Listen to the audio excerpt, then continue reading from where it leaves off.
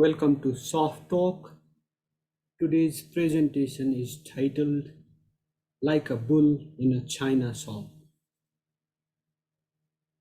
How to personify, deify rather, Rath. Who would know this better than the celebrated sculptor Kalu Kumale? After all, he is the Krodh Shiromani, an expert sculptor of repute on portraying the divine anger.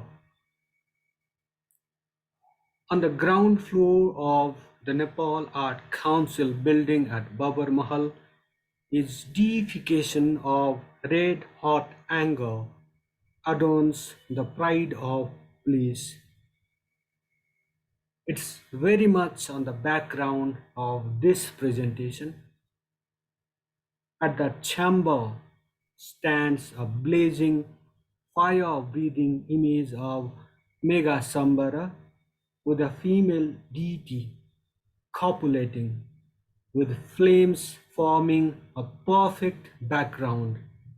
All this even as other deities like Bhairav, Aryatara, Harit Tara, Lokeshwars, Ganesh and Akash Bhairavi look on from their respective corners.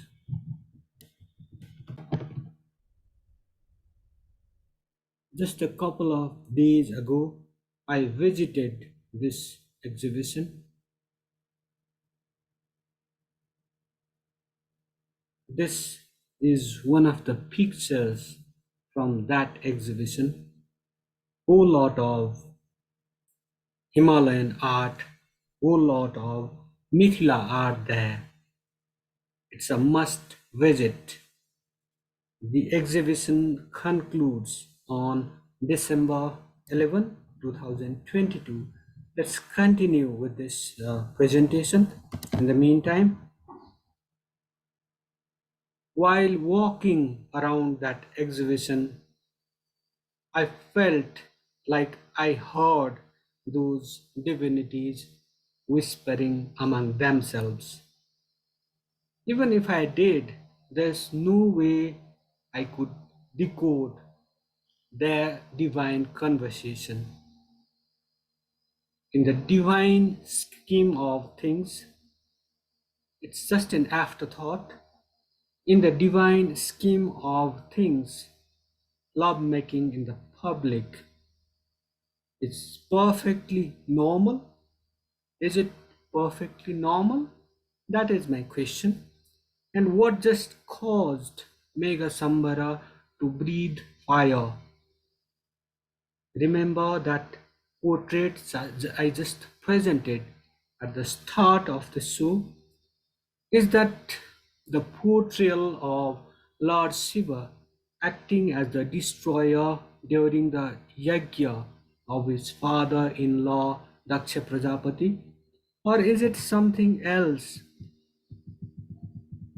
First, a bit about that incident involving the two in-laws that I just talked about, Daksha Prajapati and Lord Shiva.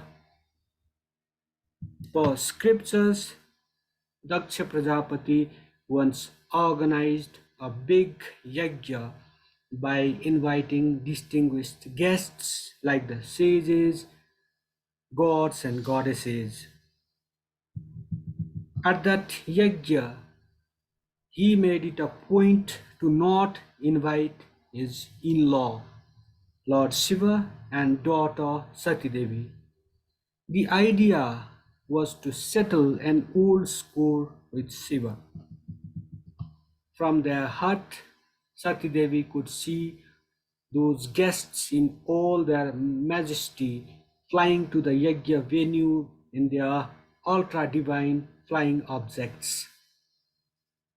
You could call them UFOs for short.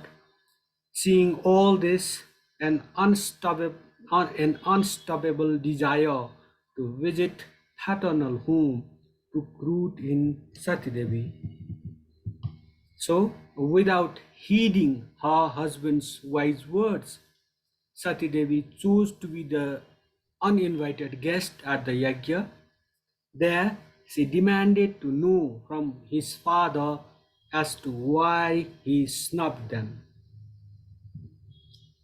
On his part, Daksha Prajapati used the choicest of words to humiliate Shiva, pointing that a destitute and an outcast was no match for a person of immense wealth like him.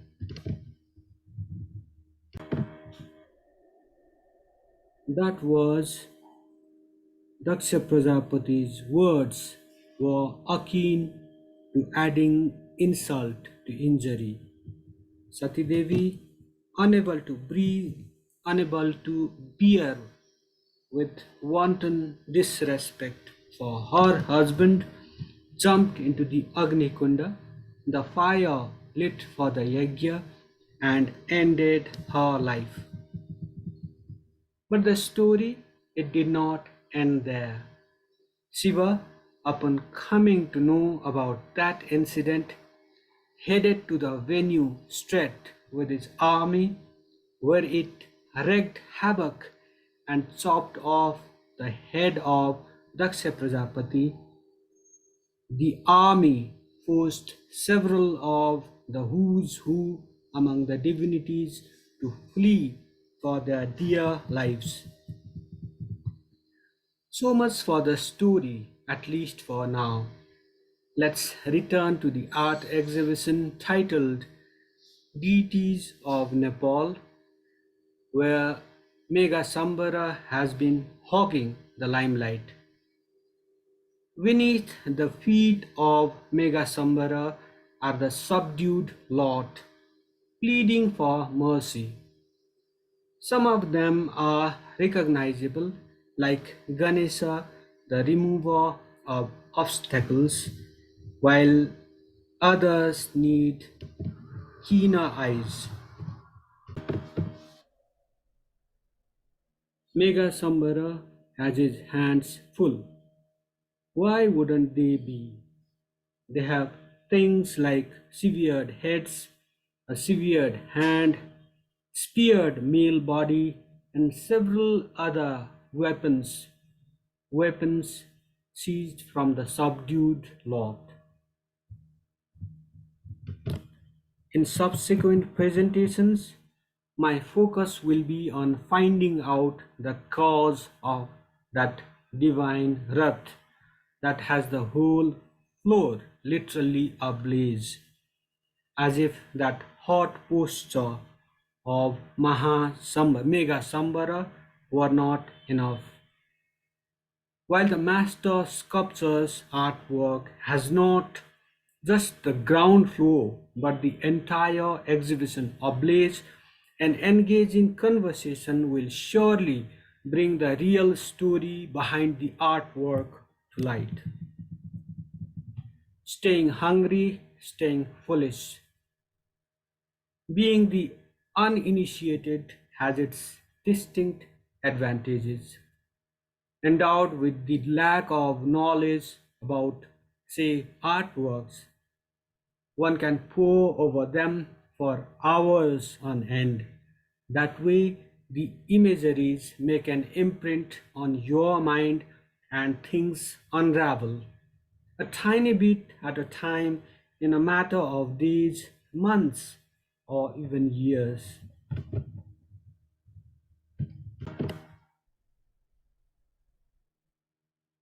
Unable to figure out what this piece of metal craft was all about, meant observing it from different angles, sitting and racking your brains to know what on earth that artwork really meant. That is far better than staying hooked to the screen for hours, isn't it? A brief description of the statue and what it represents, beyond wrath, of course. It would surely have helped. Without it, the giant statue stood before you like a maths problem, following you wherever you went. dominating your mind. Creation and destruction. But then came a chance encounter with another celebrated artist, S.C. Suman. Off we went to the adjacent chamber after reviewing a bevy of artworks, including the one depicting the game of creation and destruction, that game in the form of the Sri Yantra. The antechamber had a distinct Mithila feel to it, with the Mithila sun burning bright and depicting the life and times of goddess Sita, the daughter of King Janak of Ayodhya and the wife of Lord Rama, the crown prince of Ayodhya. Through his artwork on display, S.C. Suman tells the story of the creation of the universe. That is no mean feat. Several scriptures of different faiths have indicated as to how the universe, this vast universe, came into being. The Bible states, "In the beginning was the Word, and the Word was with God, and the Word was God." That word, at least for large parts of the East, that word, at least for large parts of the East, was Om. How Brahma created this vast universe, how the God, how Lord Brahma created this vast universe out of the void. This is an open question. After this creation, how we, the silent majority, have helped create our own small worlds, from tiny dots to lines to a myriad geometric shapes, is well before our eyes in the form of a world and a country that is fast atrophying. This is evident in the form of global warming, climate change, wars, slumps, rising crimes, and miseries for the multitudes. As things stand now, great sacrifices of successive generations for epoch-making changes have brought one set of carpetbaggers after the other to power in Nepal, making for great rags to riches stories. The artwork in question is a microcosm of the universe with the imprints of the word Om. During casual conversation, the artist pointed that we all are the Brahmans, the creators in our own right, as we build our own worlds. In his vast universe, there's a small object that's mostly dark, but not without some glowing things like a crown and other jewels. Those glittering things are his artworks, his achievements, the honor and recognition that he has received as an artist. As for the dark part in his heavenly body that he has just drawn there, we all have them, don't we? Don't we all have dark parts in us? Otherwise, who would stop us from being the supreme being? Walking like a bull in a china shop has its distinct advantages, and so do looking at artworks for hours on end, as I mentioned before, as if these works were some math problems challenging the intellect of a hobbyist. Had it not been for that trait, Suman, the celebrated artist, may not have found time to approach me and come to my rescue. He would not have found time to explain the artworks and display at the exhibition and what they actually meant. Apparently, most of what he said has passed this onlooker and become the Sabda Brahma. But not to worry, for the word is Akshara, something that is indestructible, isn't it? The word is indestructible. It will surely remain.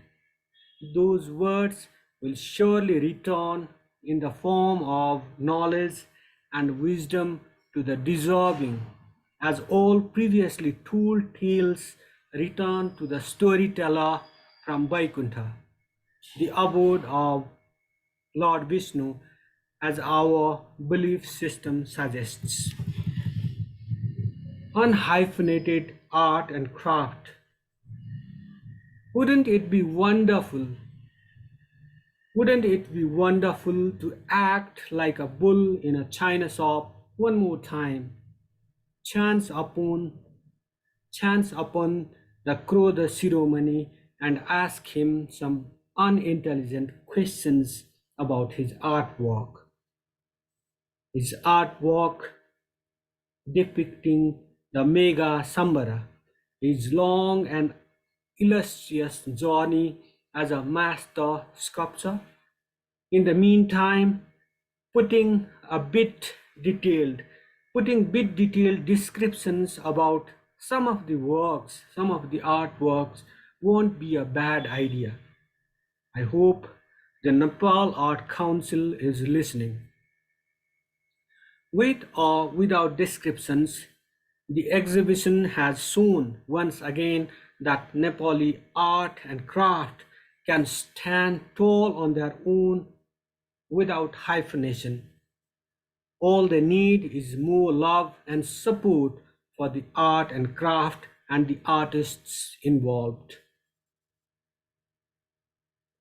With this, I have come to the end of my presentation. This is our small initiative towards citizen journalism. We try to cover every aspect of national life. So stay tuned, comment on our presentation, subscribe to our channel, and press that like button. We are just a 100 members strong channel. We have become that, but I ask you to just recommend this channel to your friends, family members, uh, to with to people with whom you mingle, so that just this will enable us to be your true voice. So I ask you to just subscribe to this channel so that we can be your true voice. Thank you for watching. Thank you for listening.